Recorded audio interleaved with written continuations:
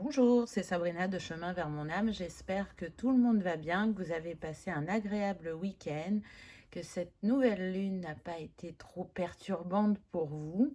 Donc le thème du jour, c'est justement est-ce que on interagit ou pas avec les énergies lunaires. Il n'y aura pas de choix, il y aura juste un petit choix à la fin pour un conseil. Donc que vous y croyez ou pas, on va voir justement ce que cette lune nous dit. Donc déjà, c'est une nouvelle lune en bélier, donc on est dans le signe de feu du début du printemps, une énergie d'action, de créativité. Il y avait une éclipse solaire avec, donc ça décuple les énergies qu'elle envoie et comment dire, les synchronicités, les signes qu'elle met sur notre chemin pour ceux qui y croient. Donc on va voir ce que les cartes disent, voir si on est en corrélation avec cette énergie de feu, de renouveau. Le printemps, c'est le renouveau, c'est l'éclosion, c'est le nouveau cycle. Le bélier est le premier signe de la roue zodiacale, donc il impulse une nouvelle énergie. Et on va voir ce que les cartes nous révèlent. C'est parti. Tac. Alors, qu'est-ce qu'on a en premier? On a le discernement avec le 1, puisqu'on ne tient pas compte du 0. Donc déjà, on est bien dans l'énergie de nouveau départ, de nouveau cycle, de nouveau commencement. Mais on peut être dans un brouillard mental et donc ne pas passer à l'action. On peut être dans des peurs, dans des hésitations, des questionnements. Et si là-haut, c'est embrouillé, la Lune nous invite à redescendre dans notre cœur, où là, tout est clair, tout est posé et où on sait ce qui nous anime. Si on le prend de manière collective, au vu de ce qui se passe dans le monde, effectivement, on peut être dans ce manque de discernement ou j'entends dans cette perte d'identité pour certains, perte sensorielle pour d'autres. On peut beaucoup se poser de questions et se demander où va le monde, où est ma place dans ce monde, qu'est-ce que j'ai envie d'y faire, qu'est-ce que j'ai envie de vivre en nouveauté, qu'est-ce que j'ai envie de créer, qu'est-ce qui fait que je n'ose pas, que je ne me lance pas, alors que si je sors de ce qui est négatif, entre guillemets, de ce qui est véhiculé, qui est très lourd au quotidien, qu'est-ce qui m'anime? Qu'est-ce qui me fait envie? Ok, c'est pas dans les cases où de prime abord, je pense ne pas avoir les compétences ou les moyens nécessaires pour mettre en place, alors qu'il y a des possibilités, mais ça va demander un changement de regard. Donc avant de passer à l'action, ça demande de retrouver son discernement. Donc de prendre un temps pour soi et de s'extraire de cette énergie collective pour revenir à soi et à ses envies, à ses rêves, à ses objectifs, à qu'est-ce qui est encore utile dans ma vie, dans mes valeurs, dans mes envies, et qu'est-ce qui n'est plus aligné, qui ne résonne plus en moi et dont j'ai besoin de me détacher. Et même si ça me fait peur, je remets au centre que quand je lâche quelque chose, j'ai autre chose qui rentre. Donc, ce qui n'est pas toujours évident, hein. C'est toujours plus facile à dire qu'à faire. Mais en tout cas, c'est ce que cette lune invite à faire.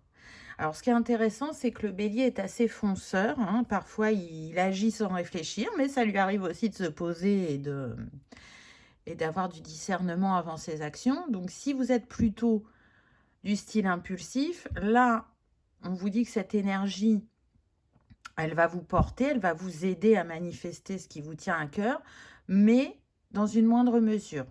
Il y a besoin de se poser avant d'agir. On a beaucoup de bleu et de blanc, on est plutôt sur les chakras supérieurs, donc écoutez son intuition, écoutez ses ressentis, écoutez comment ça vibre à l'intérieur de nous. Se dire que c'est possible de ne pas faire comme les autres et de faire à son image, même si je dirais que le message principal du collectif, c'est qu'on a tendance à véhiculer qu'il est important de rentrer dans des cases. J'ai envie de dire que c'est confirmé avec la carte suivante, puisqu'on a la carte de la sagesse. Donc là, cette carte, elle nous montre qu'on est en évolution, que nos expériences nous permettent justement d'acquérir de la sagesse et que c'est en faisant appel à cette sagesse que l'on va y voir plus clair, qu'on va réussir à mettre des choses en place. On est aussi relié au chakra sacré avec ce 22, à l'archange Gabriel, donc l'archange de l'expression. C'est lui qui a fait l'annonciation à Marie. Ce chakra sacré, c'est où il y a aussi notre créativité. Donc c'est une invitation à sortir de la dualité et à reprendre son pouvoir intérieur, à remettre un équilibre en soi pour le manifester dans sa vie, à continuer de nourrir sa foi, d'être dans la générosité, car quand je donne, je reçois, à exploiter votre potentiel pour atteindre vos rêves. Le 22, c'est l'énergie de Marie-Madeleine. Donc c'est très intéressant parce que pour ceux qui ont une religion, et particulièrement le christianisme, on vient de passer Pâques, et Pâques, c'est les énergies christiques. Les énergies christiques, ce n'est pas que Jésus, c'est aussi Marie et Marie-Madeleine, puisqu'ils sont interreliés. Donc, qu'on y croit ou pas, là pour l'instant, il y a quand même de sacrées corrélations ou coïncidences, vous y mettrez le mot que vous voulez. On est sur un nombre mètre, donc on voit qu'on est entouré aussi dans le céleste pour manifester dans notre vie, pour être apaisé, pour trouver nos réponses, pour se souvenir que la clé est en nous. Alors parfois sur le chemin, on trouve des réponses tout seul et puis parfois on est accompagné. Mais en tout cas, on est poussé à nourrir sa sagesse, sa foi, sa beauté, ses rêves et de se dire que tout à chacun participe au changement que l'on est en train de vivre actuellement. Alors ce changement peut paraître très lent pour certaines personnes, peut être inquiétant pour d'autres. Voilà, chacun va le vivre à sa manière. Mais en tout cas, on voit bien que ce soit dans les terres ou sur la terre, il se passe des choses. Ensuite, on a l'action. C'est vraiment, regardez, je me lance, je m'ouvre, je reçois. Alors, je reçois du céleste pour me guider, je reçois de ma guidance personnelle, je crois en moi, je crois en mes projets, je crois en mes rêves et je passe à l'action. Je passe à l'action, pourquoi? Parce que avant, j'ai pris ce temps d'introspection, de recul avec moi-même pour retrouver mon discernement et savoir quelle étape mettre en place pour commencer à manifester dans ma matière. Et en même temps, c'est de peut-être pour certains retrouver confiance en soi, de nourrir l'estime de soi pour oser manifester ce rêve caché pour certains, cette promotion, ce voyage, cette mutation, cette rencontre, parce que bien évidemment, ça peut toucher toutes les sphères de notre vie et ce sera propre à chacun. Le nombre de cette carte, c'est le 15, donc ça nous donne le 6. On voit bien qu'on est sur l'énergie d'amour. C'est une impulsion qui vient du cœur. Et donc, pour que cette impulsion soit positive et fructueuse, il va y avoir besoin pour certains d'aller apaiser cet émotionnel qui vous chahute, qui vous perturbe, qui fait peut-être remonter les peurs, les doutes. Et d'aller dire, bah ok, je t'ai entendu, t'es pas sûr, ou tu penses que c'est pas raisonnable de sortir de ma zone de confort. Mais moi, j'ai envie d'essayer parce que ce rêve, cette envie, elle m'appelle depuis longtemps. Et ça fait longtemps que je le repousse, mais là, je sens que c'est le moment. En tout cas, c'est ce que cette nouvelle lune nous envoie comme message. Waouh! La récolte. Regardez, là, c'était nuageux, embrumé. là, ça fructifie. On y voit plus clair. On a su semer des graines qui vont prendre, qui vont nous permettre de récolter, de manifester. On voit aussi, encore une fois, que les chakras supérieurs travaillent énormément. Donc, pour moi, ça vient dire qu'on est dans une période où beaucoup de gens vont s'éveiller, vont se rattacher à leur spiritualité, à leur foi, si ce n'était pas encore le cas. Ça vient nous dire aussi qu'il y a beaucoup d'idées qui vont germer, que la pleine lune de fin mars agit encore. C'est comme si les énergies de la pleine lune et de la nouvelle lune se mélangeaient pour qu'on puisse oser croire en notre potentiel. Le nombre de cette carte, c'est le 37. 7 et 3, 10, on retrouve le 1 et on a commencé avec le 1. Donc, on voit bien que c'est un nouveau cycle, que chacun va vivre à son rythme, mais où chacun pourra récolter. Alors, pour certains, ça va être dans la sphère sentimentale. Vous allez peut-être manifester quelqu'un pour les célibataires. Pour ceux qui sont en couple, il y a peut-être un renforcement des sentiments. S'il y avait eu un éloignement, il y a un rapprochement, on se retrouve, on se reconnecte. Pour ceux qui souhaitaient manifester au niveau du travail, un changement de poste, une mutation, travailler dans une nouvelle entreprise, on voit qu'il y a des choses qui se passent. Et pourtant, tout ça reste caché à l'instant où je vous parle, pour beaucoup d'entre nous. Alors que dans l'énergie, dans l'invisible, on nous montre qu'il y a des récoltes qui sont à venir. Mais que ça demande justement de réinstaller ou d'installer une stabilité émotionnelle, d'être dans son cœur, d'accueillir sa sensibilité ou son hypersensibilité, d'accueillir ses émotions et de voir si on ne tient pas compte de l'extérieur, quelle impulsion vient à nous et quelle étape on va mettre pour suivre cette impulsion. On retrouve évidemment la foi. Regardez, c'est comme si la Gaïa nous disait « J'ai foi en vous.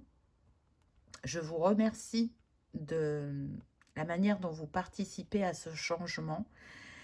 Donc si j'ai foi en vous, ayez foi en vous-même. » Cette femme, elle est nue. Donc on voit qu'il y a des choses vraiment pour tous qui sont en gestation, que ce soit de manière individuelle ou collective. Ce vers, il vient nous parler aussi d'espoir. Nourrir cet espoir que tout peut changer, que tout peut évoluer, que rien n'est figé et rien n'est fatalité. Encore une fois, la foi, c'est quelque chose d'invisible. Et pourtant, il y en a beaucoup qui la nourrissent et qui y croient. Donc, ce qui est invisible à l'œil humain est en train, malgré tout, s'ancrer sur Terre progressivement. Et donc, ouvrir des portes et des grands changements. C'est comme si il y avait une déconstruction individuelle et collective à la fois, puisque tout est interrelié, et que dans ce chaos que l'on peut vivre à l'intérieur de soi et autour de soi, en ressortira le beau, le grand et ce qui est essentiel. Peut-être que la question de la Lune aussi, c'est qu'est-ce qui est essentiel aujourd'hui pour moi? Est-ce que c'est de continuer à m'investir autant dans ma sphère professionnelle et donc de ne pas vivre l'instant présent dans ma sphère personnelle ou sentimentale, de la mettre au second plan et du coup de rater des moments? Ou est-ce que pour ceux qui mettent toute leur énergie dans cette sphère relationnelle, pour trouver un épanouissement au travail, va falloir s'investir un peu plus dans cette sphère? Vous voyez, ça va être propre à chacun. En tout cas, c'est une invitation à s'ouvrir et à respecter son rythme et à croire à plus grand que soi. Waouh, je vais vous parler de la beauté. Et oui, la beauté réside dans les moindres détails. On ne parle pas de la beauté physique, là. On parle vraiment de la beauté du monde.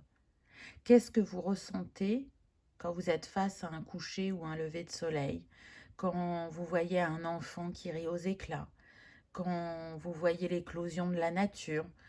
Voyez ce que vous ressentez à ce moment-là, c'est ce que vous avez besoin de nourrir en vous pour faire éclore votre beauté. La beauté, elle a de multiples facettes comme l'être humain. Peut-être que votre beauté, elle se trouve dans l'expression artistique, créative, musicale, où vous excellez dans votre domaine professionnel, où vous excellez dans le relationnel. Ne minimisez pas ça parce que ça fait partie de votre beauté, ça fait partie de qui vous êtes. Et c'est ce qui vous permet de retrouver un équilibre et une unité en vous. Alors, voyez qu'on y croit ou pas, ben pour l'instant, moi, je trouve que les messages sont très forts et en corrélation avec ce que l'on peut vivre dans le collectif et en corrélation avec cette énergie de feu. Qu'est-ce qu'on a d'autre? Ça fait 2 fois qu'on a l'action. Donc, on est vraiment à pousser, soit à opérer des changements dans notre manière d'être ou de faire, ou soit vraiment de passer à l'action. Donc là, c'est comme si ces chevaux représentaient le yin et le yang. Donc l'énergie d'action, l'énergie d'introspection, l'énergie intérieure, l'énergie extérieure. Donc si je retrouve une stabilité, un équilibre à l'intérieur de moi, je le manifeste dans mon quotidien. Et donc j'ose passer à l'action, j'ose croire en mes rêves. Je sais que je ne suis pas seule et que je serai guidée sur le chemin, qu'il y aura des rencontres, qu'il y aura des guides, des mentors, des signes de là-haut. Et donc, je crois en mon multipotentiel et à l'infinitude de mes possibilités. Tout en gardant à l'esprit que tout est expérience. Donc, le positif va nous booster et va nous impulser l'envie d'avancer encore plus et d'accueillir les cadeaux de la vie. Et les défis vont nous montrer les ressources et les forces que l'on a en nous pour les relever. Alors oui, ça n'empêche pas un état émotionnel très sensible, où on peut avoir les montagnes russes, où la position de victime ou de sauveur peut ressortir, mais ça reste une expérience. Ça ne nous définit pas, ça nous permet d'avancer sur le chemin. Encore une fois, les mots ont une énergie, ont une puissance. Et si on met beaucoup de positif dans ce qu'on dit, même en relatant un défi, ça change la vibration et la vision. Alors que si je me positionne en tant que victime, je me plains, je n'y vois pas d'issue favorable, ça va nourrir cette énergie et on va se retrouver avec la première carte qu'on a eue où c'est les nuages au niveau du mental. Famille heureuse, waouh! On avait le 4 là, avec le 31, on retrouve le 4. Donc vous voyez qu'il y a des... Même la numérologie, ça se répète, vous voyez? On voit bien qu'il y a une interaction entre ces deux oracles. Donc, on voit qu'au niveau relationnel, il y a des guérisons qui sont en cours. Pour certains, on voit qu'il y aura la création d'une famille, d'un foyer. Pour d'autres, ça va vraiment parler de rencontres. Alors, peut-être que vous allez rencontrer quelqu'un qui a des enfants et que vous allez recomposer une famille ensemble. Peut-être que vous avez tous les deux des enfants d'une précédente relation et on est toujours sur une famille recomposée. J'entends que pour certains qui rêvaient d'être père ou mère et qui n'ont pas pu, par rapport à un souci physique, le fait de rencontrer une personne qui a un enfant, ça sera l'occasion d'avoir ce rôle que vous avez tant désiré dans votre vie. Vous aimerez cet enfant comme si c'était le vôtre. Donc parfois, la vie ne répond pas comme on l'imagine à nos attentes. Elle nous propose autre chose. Mais voyez, ce rôle de parent n'est pas relié que au fait qu'on ait créé la vie en soi, au fait qu'il y a une reliance sanguine. on peut aimer un enfant comme si c'était le sien, même s'il n'a pas grandi en nous, ou si on ne lui a pas transmis nos gènes. Donc peut-être que c'est un clin d'œil pour les mamans et les papas qui ne le sont pas encore et qui rêvent de l'être. Il y a quelque chose qui vient à vous, mais peut-être pas sous la forme sous laquelle vous l'attendiez. Et puis ceux qui sont en couple et qui jusqu'à présent n'envisageaient pas d'adopter, ou j'entends d'être famille d'accueil, ben, peut-être que vous allez changer d'avis aussi. Alors évidemment, ce ne sera pas pour tout le monde puisque c'est une guidance générale. Waouh, on a de nouveau l'abondance. On a la corne d'abondance avec le 11. Donc tout à l'heure, je vous disais que vous étiez en train d'ancrer la manifestation et c'est doublement confirmé. Le 11, donc relié au chakra racine et à l'archange Métatron, et au fait de garder la foi parce que tout va se mettre en place. Au fur et à mesure que vous avancez sur votre chemin et que les nuages se dissipent, vous y voyez plus clair et vous êtes en capacité d'écouter votre inspiration, votre créativité, votre sagesse pour manifester ce qui vous est destiné. C'est en même temps un message pour les travailleurs de lumière. Vous êtes là pour diffuser votre lumière, on le voit là. Et c'est en diffusant cet espoir, cette foi, ce que vous avez expérimenté, que vous participez à l'élévation des consciences sur la Terre. Peut-être que c'est une de vos missions. Mais sinon, pour le plus grand nombre, pour le collectif, c'est de croire que l'abondance, elle est en chacun de nous, qu'elle n'est pas reliée qu'au côté financier et que il est possible de recevoir ce que l'on désire en changeant de perception et de manière de fonctionner avec cette loi d'attraction. Il y a toujours des solutions, mais peut-être que on a l'habitude de regarder que d'une façon et que là, justement, on est invité à changer de regard, à changer de fonctionnement.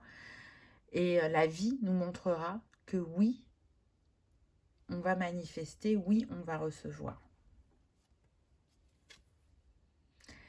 On reste sur les chakras supérieurs avec le 7e chakra et l'archange Uriel. Donc là, on vient nous confirmer que pour ceux qui sont déjà éveillés, il va y avoir une évolution des capacités, des perceptions, des messages, de tout ce qui fait cette sphère spirituelle en vous. Et pour ceux qui ne le sont pas, ça vient nous dire que justement, il va y avoir des éveils, des prises de conscience, du discernement, de la résilience. On nous montre aussi, encore une fois, que le monde céleste est vraiment à nos côtés et nous soutient. Et avec ce 41 qui nous donne 5, ça vient nous parler de mouvement et de changement, de nouveaux cycles. Mais encore une fois, l'œil humain peut avoir du mal à le percevoir, alors qu'énergétiquement, c'est déjà là, c'est déjà enclenché. Donc c'est une invitation à se relier à cette énergie de l'invisible pour la ressentir, pour la nourrir en nous, afin qu'elle nous accompagne dans cette impulsion d'action et de foi. Waouh, c'est trop beau. Porte vers l'amour avec le 33. Donc ça fait 3 fois qu'on a les maîtres nombres. Avec eux, on est sur les chakras inférieurs, puisqu'on a eu le sacré, le racine, et là, on a le plexus. Et les chakras supérieurs ont été beaucoup mis en avant. Donc, c'est comme si on nous disait là qu'il y avait un grand travail qui était fait sur nous énergétiquement à tous les niveaux pour ancrer quelque chose de nouveau dans la matière. Ce 33, il est quand même l'essence, l'énergie christique de Jésus. Donc, on avait Marie-Madeleine, là, on a Jésus, on a le couple sacré, puisque pour certains, pour ceux qui y croient en tout cas, Marie-Madeleine et Jésus étaient flammes jumelles. Donc, incarner cet amour inconditionnel et universel. Donc, la solution dans ce que l'on vit actuellement, c'est de continuer à ouvrir son cœur, à nourrir l'amour, mais profondément en soi pour le diffuser autour de soi, de faire des choix avec le cœur et pas avec la tête, de s'autoriser à être différent, à faire différemment, et de s'ouvrir au monde, de s'ouvrir à l'autre, quel que soit ce que l'on a vécu. On est tous logés à la même enseigne, on a tous nos blessures, nos expériences douloureuses qui font que l'on peut se mettre en retrait, qu'on peut se surprotéger, mais on a la capacité à faire basculer ce vécu et à retourner dans le monde pour expérimenter. Le 33, donc je disais, est relié au chakra du plexus et à l'archange Uriel qu'on a eu juste avant. Donc aujourd'hui, j'ai envie de dire que les présences célestes nous montrent encore une fois qu'elles sont à nos côtés et que l'énergie de la Lune est en reliance aussi bien avec le plan terrestre que céleste. Le 33, c'est une invitation à vivre sa vie avec inspiration, avec optimisme, en ne doutant pas que vous allez connaître la réussite, le succès, que vous allez atteindre les buts que vous vous êtes fixés, mais aussi de faire preuve d'indulgence envers soi-même, envers l'autre, de rester honnête, de croire, je dirais, en ses talents et en ses capacités, d'oser prendre sa place. Le plexus, c'est d'oser prendre sa place, de s'affirmer pour être dans cette manifestation. Et encore une fois, l'amour revient au centre parce que l'amour, c'est cette énergie qui habite chaque être et qui est d'une puissance infinie et qui est guérisseuse pour tout à chacun au moment où on est prêt à laisser cette énergie d'amour circuler en nous librement et nous inspirer, nous montrer le chemin. Bon, donc on insiste sur l'abondance. Et je trouve ça très intéressant. Regarde, on avait le 33, on a le 3, on a le 333. Donc là, on voit bien qu'il y a un alignement qui est en train de se passer aussi bien pour Gaïa que pour nous. Et pourquoi on insiste sur l'abondance? Parce que justement, il y a cet état de manque qui est vibré dans le collectif. Et à juste titre, hein, au vu de toutes les augmentations, je n'ai pas besoin de les citer, vous les connaissez, ça pourrait faire croire justement que l'abondance est de moins en moins présente, alors que énergétiquement, ce qui se passe, on vous dit que l'abondance est en éclosion, qu'il y a des récoltes qui vont arriver, que c'est possible encore de manifester en se détachant et en œuvrant autrement dans son quotidien pour justement vibrer cette abondance, ressentir l'abondance et pas ressentir ce manque. Donc je ne sais pas ce que vous en pensez, mais moi je trouve vraiment que tout est interrelié, que ça va avec les énergies de cette lune de feu. Que l'on y croit ou pas, il y a des synchronicités et des corrélations à mon sens. Mais ça, ce n'est que mon humble ressenti. Donc c'est vous qui me direz en commentaire qu'est-ce que vous en pensez. On va prendre un petit conseil de fin. Donc j'ai oublié de prendre des petits objets pour que vous puissiez faire votre choix. Donc le choix entre 1 et 3, ce qui vous inspire, ce qui vous appelle. C'est parti, on y va. Donc en 1, on a les poissons. Tu possèdes une connexion naturelle avec la source. Utilise ton empathie et ta compassion comme levier de transformation et d'évolution afin de t'épanouir au quotidien. Waouh, c'est beau. Donc, signe d'eau, peut-être que c'est votre signe, mais sinon, voilà, le message est clair. Faites appel à votre sensibilité L'élément eau est relié au relationnel, aux émotions. Donc, c'est cette part de vous qui va vous porter pendant ce nouveau cycle. Choix 2. Qu'est-ce qu'on a? Découverte. Élargis tes horizons et ose sortir des sentiers battus. Découvre de nouvelles façons de vivre ou de penser afin de trouver les trésors qui dorment en toi. J'ai envie de dire que ça appuie ce qui a été dit pendant la guidance, hein. Là, il y a une confirmation à oser. Oser faire différemment, oser sortir de sa zone de confort, oser découvrir encore ce que vous n'avez pas découvert de vous et du monde. Et le choix numéro 3, qu'avons-nous eu? Donc, on a la joie. Reconnecte-toi à la joie de ton enfant intérieur. Lui seul détient les clés de tes véritables aspirations afin que tu puisses te rapprocher de ton essence véritable et l'incarner au quotidien. Donc, c'est aussi ce qui a été dit pendant la guidance. Continuer à apprendre à se connaître, continuer à prendre sa place, à se reconnecter à cet état d'émerveillement là, quand on a eu la carte de la beauté. L'émerveillement, la légèreté, la spontanéité. Peut-être que pour certains, c'est vraiment un rappel de vous dire, mais qu'est-ce qui t'appelait quand tu étais petit? Que ce soit une passion, un métier, qu'est-ce qui t'animait et que tu as laissé de côté parce que tu as voulu soit rentrer dans les cases ou soit parce que ta famille n'a pas voulu? Et bien là, c'est le moment. Ça va te mettre en joie, ça va te nourrir, donc ose le mettre en place, le réaliser, le vivre. Voilà pour cette petite guidance avec les énergies lunaires. J'espère qu'elle vous aura parlé, que vous aurez passé un agréable moment. Si tel est le cas, je vous invite à liker, partager, commenter ou à vous abonner si ce n'est pas encore fait. C'est gratuit, ça permet de soutenir la chaîne et que cette vidéo soit vue par le plus grand nombre. Je vous remercie de votre présence et de votre fidélité et je vous dis à bientôt dans une prochaine vidéo. Au revoir.